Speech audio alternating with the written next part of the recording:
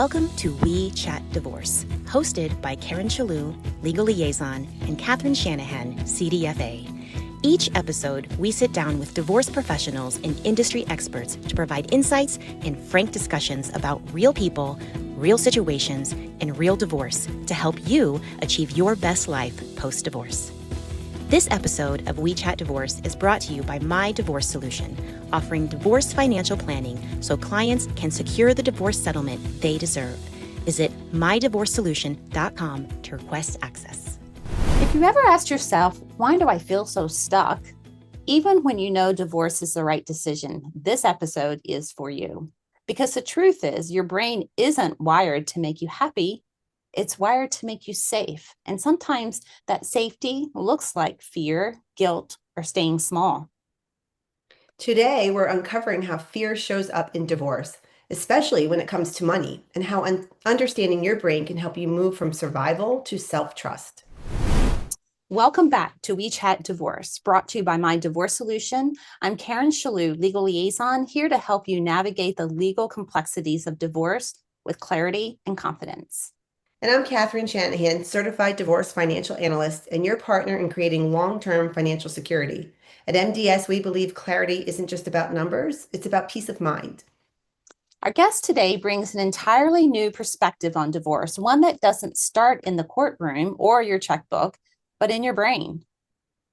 Isabelle, Karen, how do you say her last name? Ulenaers. Thank you. I love her. I follow her on Instagram. Is a neuropsychologist and therapist who helps ambitious women move through divorce, not just to leave a marriage, but to come back alive in their own lives, relationships, and intimacy. This was one of those conversations that make you see your patterns differently and gives you tools to actually change them. So let's get into it.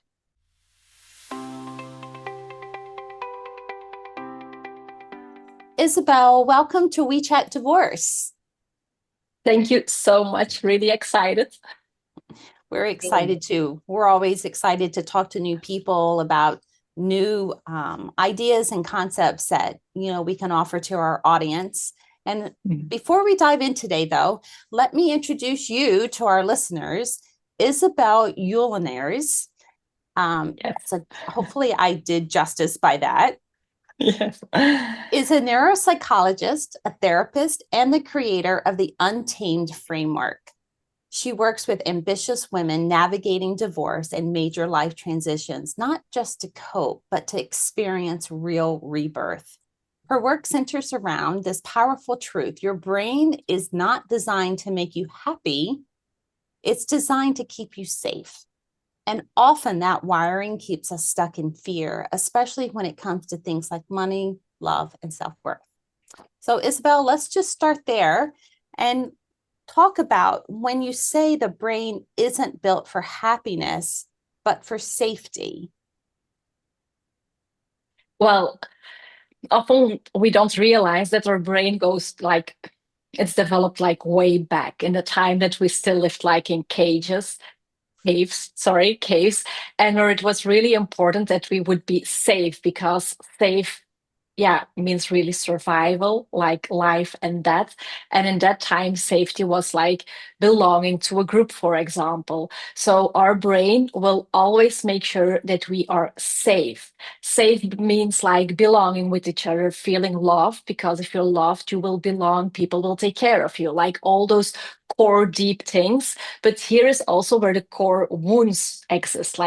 We don't grow up in perfect lives, no one has. We all have core wounds and we all have fears. And the core fear will always be something like not being loved, not belong, being abandoned, all those things. So we learn when we grow up how to behave, what we can do, what we cannot do, and this is how we are formed and shaped by life.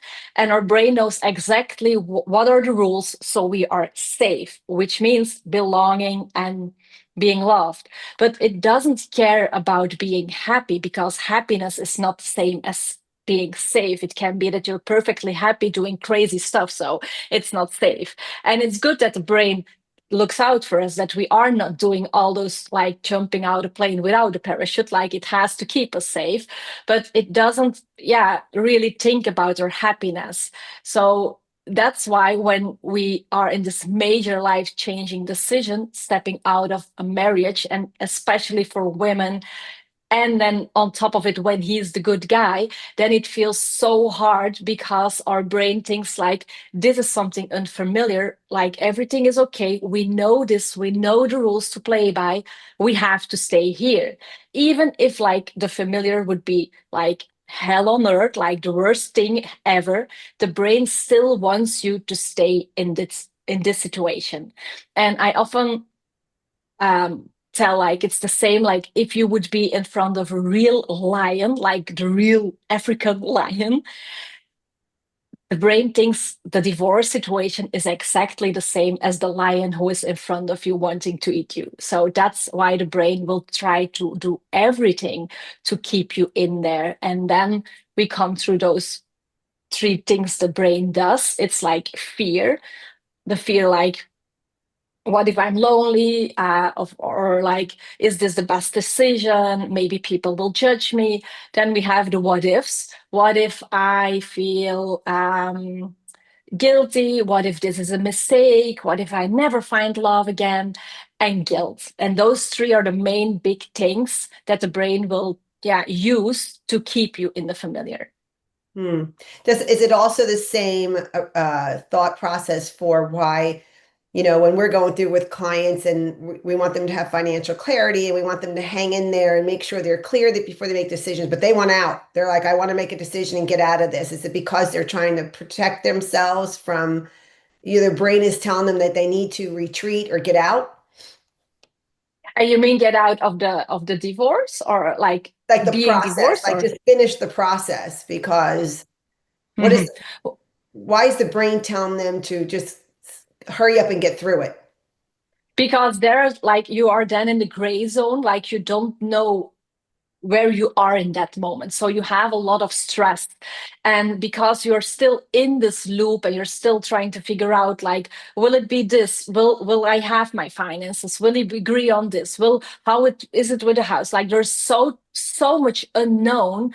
And that's what triggers the alarm system, the inner alarm. And this is like in the center of your head, it's the amygdala. And you can really see it like the alarm of the house. And when this happens, also the prefrontal cortex, the human brain, will be shut down a little bit. So they can't really think. Like, that's why it's so important that you mentioned, like, we have to have them like grounded, because otherwise they can't think about those things. So the mind is more like, we have like the fight, flight, freeze. And when they want to get out, it's more like the fight, like let's get out, like you want to run, like, get out of here, it's unsafe, I just want to get out. And that's like the brain's reaction. It's one of the three things it does to get you out of the situation.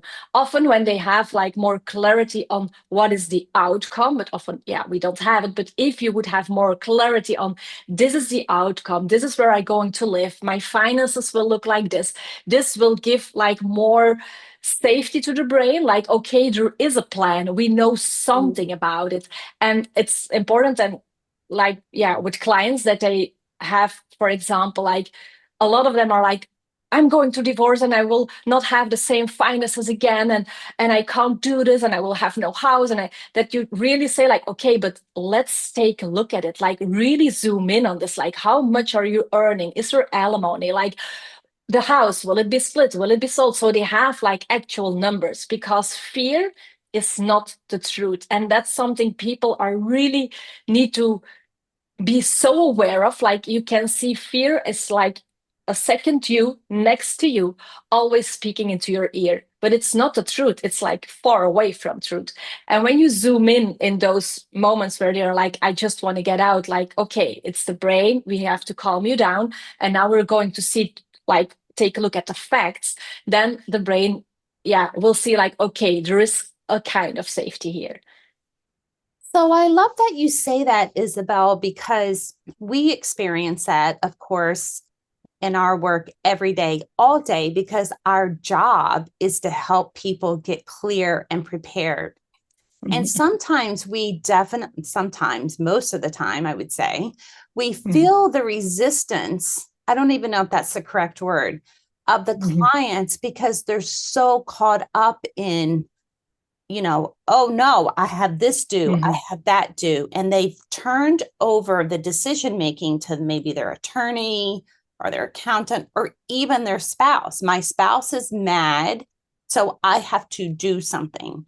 And so Mhm. then the getting prepared and getting cleared goes right down to the bottom of the pile until it becomes an emergency again, usually the day before mediation or a trial. And so they get in this loop. So I can hear that you help your clients stay grounded in Mhm. knowing that you need to get clear and know the truth. But how do you keep them there when it's such a new environment? Like you said, a lion is in their face. Yes. How do you help them? Yeah, well, that's part of my whole methodology I developed, but I will not zoom in on this now. But if you have clients that are like this, it's really important to know, like when they are in this state, their alarm is going off and you have like a window of tolerance. And when you are above it, that's when the alarm goes off. Then you can't think clear. They can't do like anything. It's like really your human brain is shutting down a little bit. Like, of course, not totally, but it is. And when you felt stress yourself, you often notice this by when you read something and you feel like, need to reread it. But what was it what I read? I missed a page somehow. Or you watch TV or some Netflix thing and you think like, I think I missed this. I need to go back. Like it's like you can't really capture it or you can't find your keys or like you miss things like driving the car and then suddenly you're there and you think like, oh, I missed the route somehow. How do I become like I landed here? How? So it's because the brain takes over and it's the alarm, and you can really see it as an alarm of the house. So we have to set it off to ground. So they have to come back to the window of tolerance because there the three brains work together. And that's when your clients can make decisions. They can really take the papers, watch them, read them. And yeah, as long as they're not in there, it doesn't work. So what I always learn my clients before we start with my work, because of course, when we do my Untamed methodology, it's about working with the brain and seeing how the brain works and have real exercises for it. You have to be grounded because otherwise you can't. So the first step is really easy and it's like probably cliche, but it's like have a routine, a morning routine.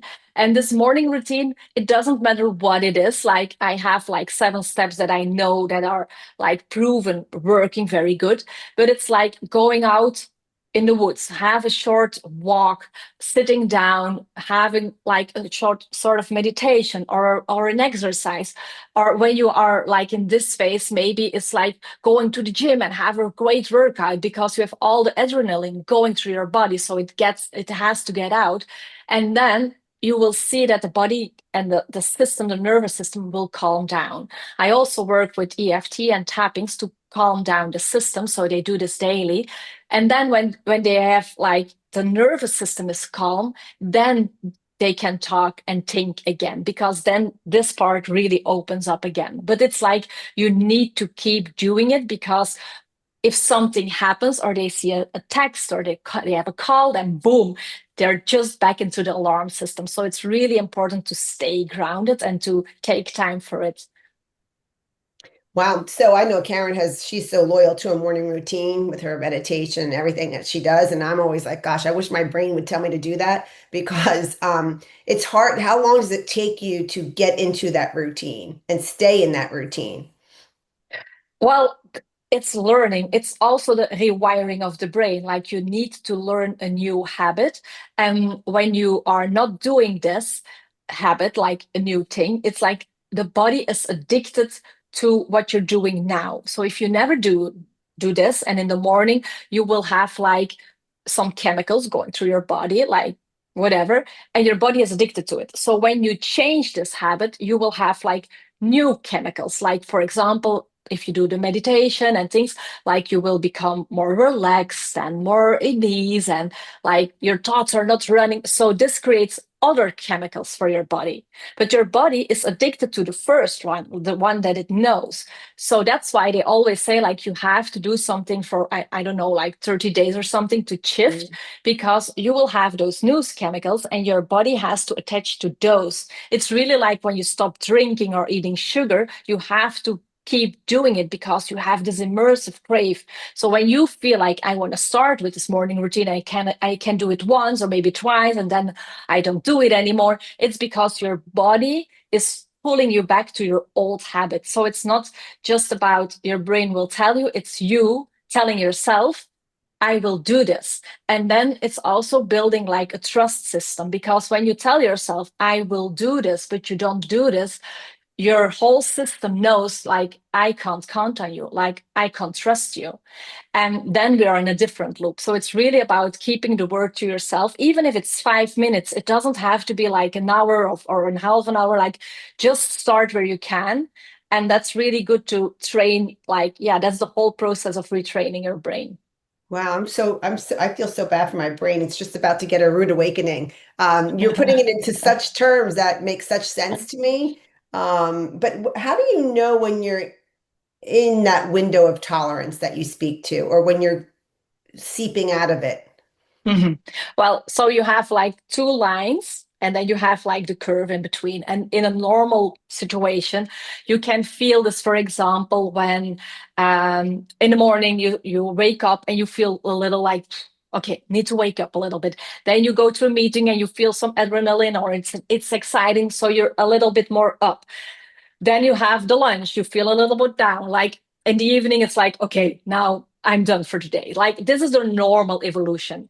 When you go up, it's when you're really in stress. That's where you really feel like maybe in extreme, like you have heartbeat going up, you have a lot of running thoughts, you feel tension in your body, you can't sleep very good, you wait, like I said, you watch TV, you miss some parts. When you read, you need to reread. Like in conversations, you feel like hard to follow, because like the frontal cortex is not working well. And that's why a lot of times you see like CEOs go to like playing golf during the day, or have like this long lunches. Like it's really to bring them back and not being always on this high, because when you're too long in this high, even if it's under the line but too long, you will get over. So you have to do some activities to bring the line to the more basic, your current line, so that the brain is not, yeah, in this red zone. On the other hand, when you are too long in the red zone, you will drop down, and then it's what people call burnout or depression. So people with a burnout are often people who are so long in the high, and they are doing it and they're pushing it and they have so much stress and they keep going, and then the body's like, I can't do this anymore, we're like too long in the high, and then it just drops, and then they're like, I can't even get out my couch. Like I don't bother. I just leave me alone. And that's like harder, because there you have to get like the engine get again on. And then it's like you have to do some little exercises. For example, something everyone probably knows, but when you are in this down zone, it's even hard to do maybe the dishes or like whatever. So that you say to yourself, I have a timer for 5 minutes and I do it only 5 minutes. And that's how you get the engine back on. So it depends on where you are, but these are two extreme cases. These are great tips. Really great. And divorce falls into the extreme cases. I'm sure we all agree with that.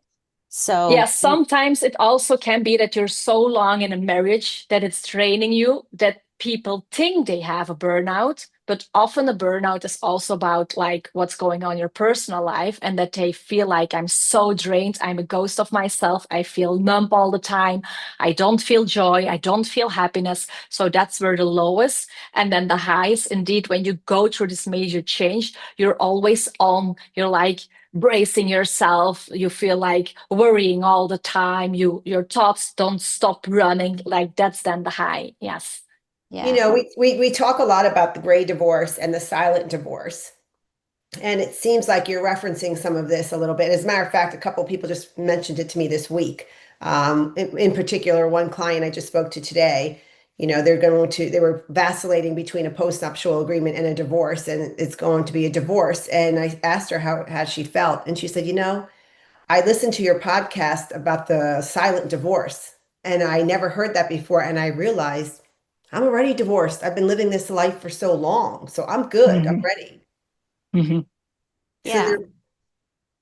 Oh, go ahead. I was just going to say, so it sounds like a lot of this stuff that they're learning to maneuver all of that, or they're afraid maybe to move forward, right?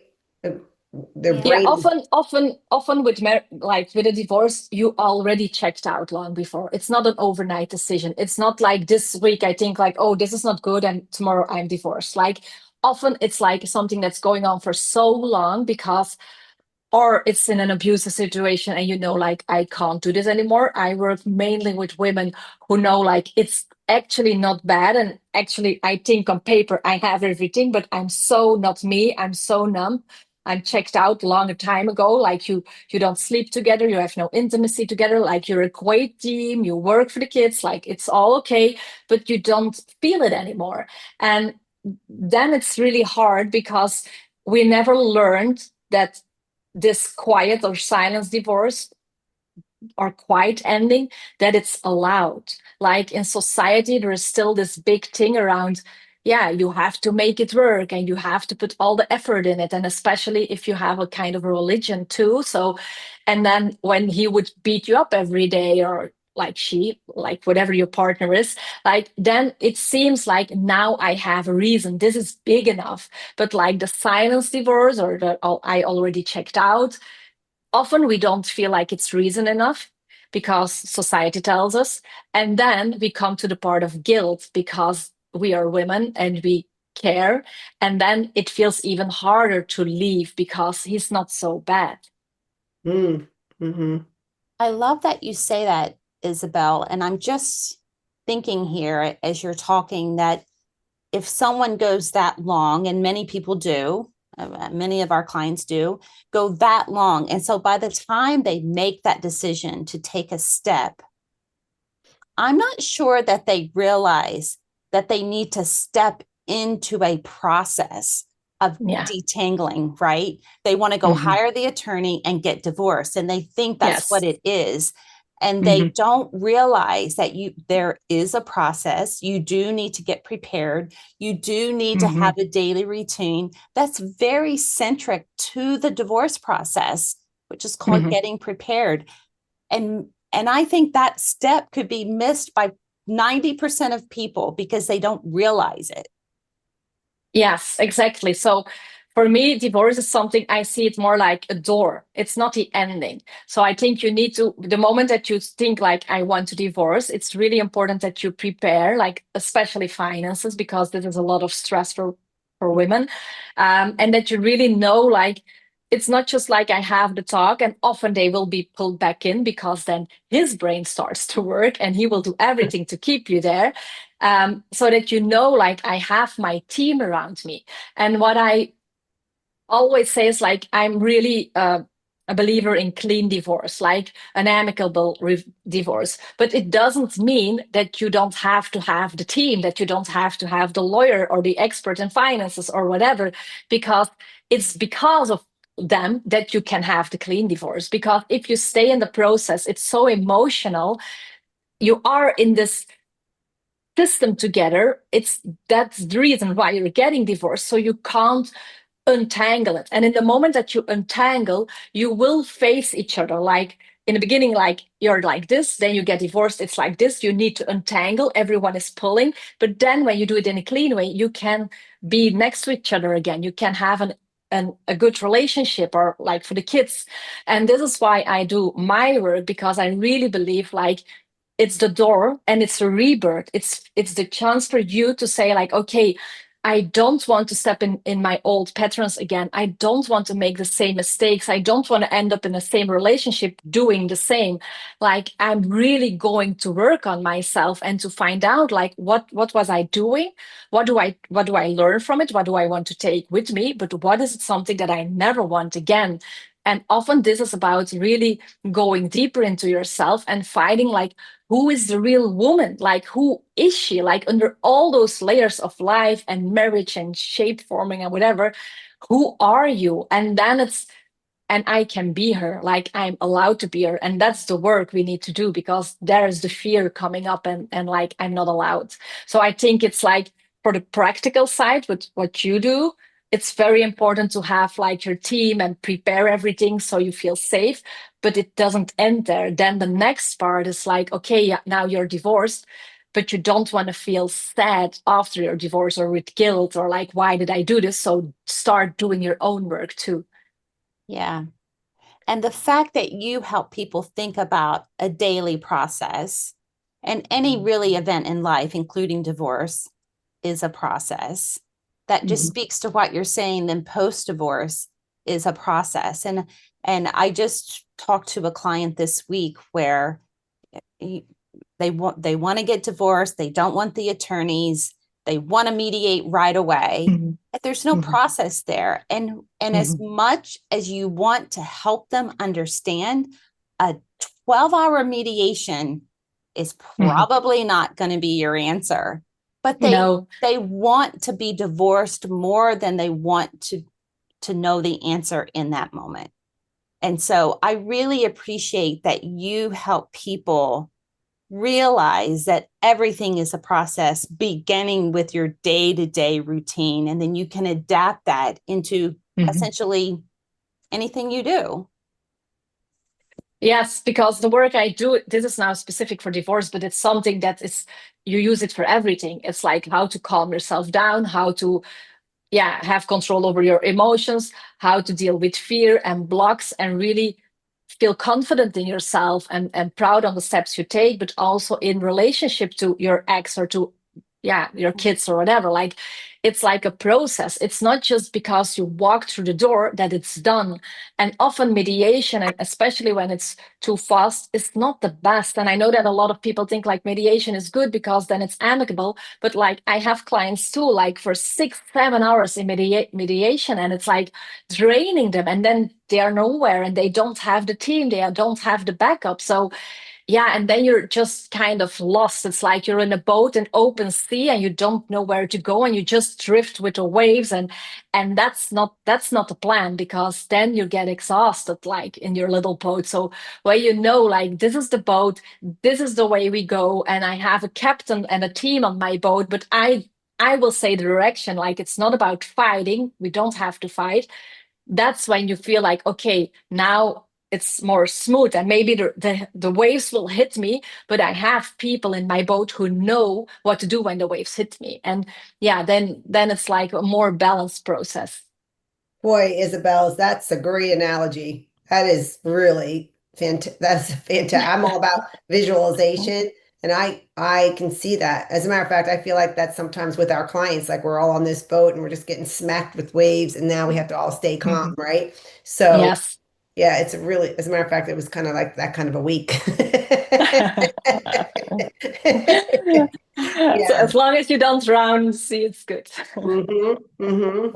So Isabelle, that's why you say that you don't do coping, you do rebirth. I love that. Yeah, because coping is like, just like, if the waves hit, like, we brace. But rebirth is more like, no, I have a boat and I know how to go into the ocean. You can drop me anywhere and I will save myself. And I enjoy it too. And I will enjoy the sun and the dolphins. And like, I really have the confidence, and I'm really rebuilding a life that I want. And I think this is often missed. Like, when you divorce, you stay in the same system. Like, it's not because you move out of the house that the system between the two of you is changing, but also you have your own pattern. So if you are the people pleaser or always taking care of everyone, you will still do this. So your life will not change so much if you're still being the one who does everything. So the rebirth for me is in like, okay, take a look at you. Why didn't this work? Of course, it's in a system with reasons, but you have like a crave, and it doesn't matter what the crave. If there is no crave that it's wrong, someone's adventure, someone just passion, someone's a good dog, like, it doesn't matter, but feel into it and go look for the woman and see what you need, and then believe in it that you can also create it. And this is not like manifestation things. This is really about like, who are you? Like, really let that person come to birth again, like alive again, and be proud on her. And then we're going to make sure that the life you want is, yeah, that you create, is that it's not just a vision board on the wall, but you really know, like, okay, this is what I need to do in life. And that's for me the rebirth. And it's not stopping like with a swapping of the addresses, because then nothing changes really. So many people live with, I wish I wish I would have done something a little differently. Should I have gotten divorced? Oh my gosh, was this the right thing to do? And I think it's exactly because of what you're just saying. You live in that same system that you were used Yeah. to. I know I was married for 23 years and, and it wasn't it was emotionally abusive, the relationship. And but I still, because we were financially comfortable, lived, and we had so many kids, I was like, oh, should I have done this? Should I have done this? And then all of a sudden I become an entrepreneur and started my divorce solution with Karen. I was a financial planner who became a stay-at-home mom. I wasn't going to be an entrepreneur, right? And so the fact that that even happened, it was kind of funny. Even the kids were like, oh my God, mom's an entrepreneur, right? But it was this new me that started, and there went the whole old system of should I have stayed and just been that stay-at-home mom, stayed with that whole thing. So I'm really relating to what you say, and I hear a lot of women in particular say that after the divorce. Should I shouldn't have. The grass isn't greener on the other side, they always say, right? Yeah, but it isn't about the grass is not greener. It's about the grass where I'm now is not good enough for me. It doesn't give me the nutrition I need.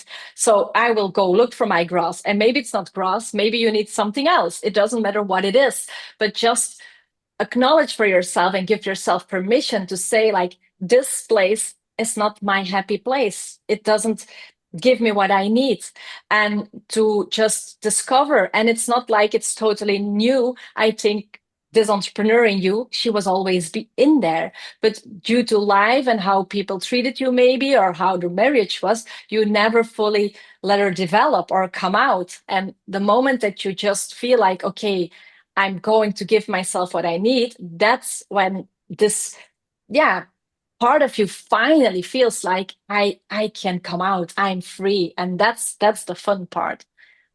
Actually, you're right now that I listened to you, because when I was in seventh grade, I think it was, I started a little babysitting Sunday class, and I had like 8 kids in it. I would go pick them up. It was my own Wow. little business that I did in the garage. I forgot all about that until you're saying that. So maybe she was really always in there. It is. It's not about we are creating a new identity. It's not about a new identity. It's about really finding yourself. And due to circumstances, we all hide little pieces of ourselves, or we learn, like, for example, an entrepreneur is not good, you can't be this, or blah, blah, blah, like it's not safe. And maybe somehow, yeah, we just put it like aside, but it's like really finding you again. And that's where the gold is, because then your life is so aligned. And I had one of my clients, I think she's 70, and she said, like, I don't want to set a world on fire, but I just want to feel me again, and a basic line of joy. And now we work together, and it's so funny because now she's really traveling the world. And it's like so amazing, because she never knew she wanted to do this. But due to the work we did, she was like, oh my God, there's so many places in the world I want to see, and I have the finances. So I'm just going to do this. And it's so beautiful to see, because, yeah, she's just feeling great. But other clients of mine, they say, like, I always wanted to take cooking classes. Like, okay. But like, they never felt it was okay to do, or they didn't have the time for it, or they didn't make it a priority. And they're just enjoying it so much now, and giving dinner for friends. So it's really about checking in, like, who is the real me under all of this. And yeah, then you also see it, like, people often say, like, you glow differently, or what's your makeup, and it's like really the post-divorce glow that actually is a thing. So I mean, this is fantastic. I mean, you're bringing tears to my eyes, because, we get it in a different format here at MDS. We see particularly women, but men as well, but mostly a lot of the women come in not secure about their finances, or afraid to ask good questions, or what they just don't feel like they're worthy of the information at some point. But we see them, and I always say, they start out here, and you just see them kind of moving yeah. along, and it's so inspiring to, I know, Karen as well as myself, to see that. And it's pretty much what you're saying about your client who now is traveling the world. It's a powerful thing to see people transition into something really wonderful. Yeah. And they don't, Yeah. they learn not to continue to hand their power over to someone else. It's very Yes. easy to do in this very stressful situation. But, Mhm. we'll often tell our clients when they start with us, remember this moment. And, we do check-ins with them and we help them notice their growth of, Mhm. what I call holding space and knowing who you are, and you get to make the decisions. Mhm. But you have to own the information.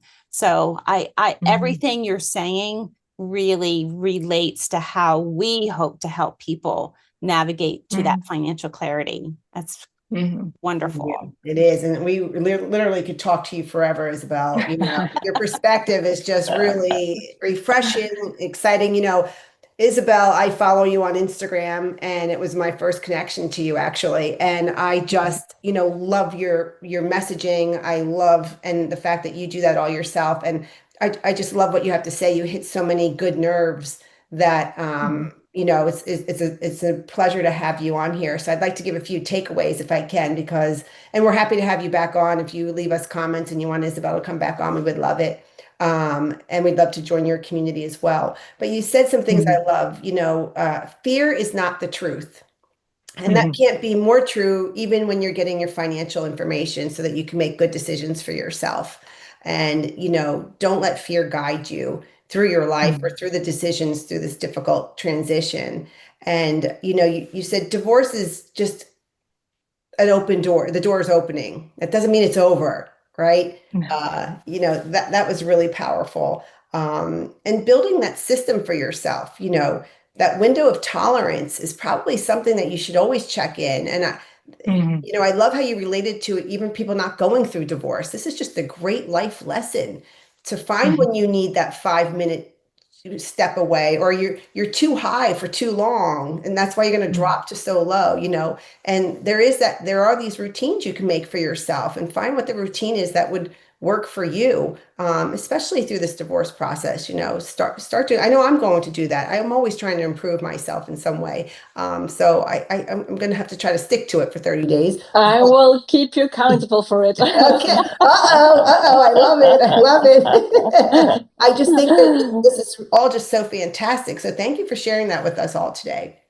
No, it's my pleasure. Thank you for having me here. I think it's great what you do because I see with my clients, yeah, this is such a big thing and so important. Also, yeah, to have like the calm system, you need to have the finances in a good order. So, yeah, I think it's amazing. So, Isabelle, thanks again for joining us. You've really helped our listeners understand that fear is a natural part of the process, but it Mhm. doesn't have to be the decision maker. Can you share No. where our listeners can find you and learn more about the Untamed Framework and follow you? Yeah, so they can follow me on Instagram. That's my main communication channel. So they always can send me a DM. I answer everything still personal. I also have a website. It's my full name, but I will not spell it here. So yeah, I also have a podcast. They can listen there, but it's not so big as yours. So yeah, whatever they want to reach out to me, they can. But I think the best way is my Instagram because I'm very active on that one. That's great. To our listeners, we're going to get on your podcast, so we'll make that even bigger, because I think Yeah. these are great conversations to have and to continue to have. So if you're navigating divorce and you're finding yourself stuck in fear, or you're finding anything that you listened to today difficult to start or to initiate for yourself, send us a comment. Like I said, Isabelle will always come back on, but we'll definitely connect you to her. And visit us at mydivorcesolution.com to learn how the MDS financial portrait can help you turn that fear into facts. And then you could take the next steps in your process with a lot of confidence.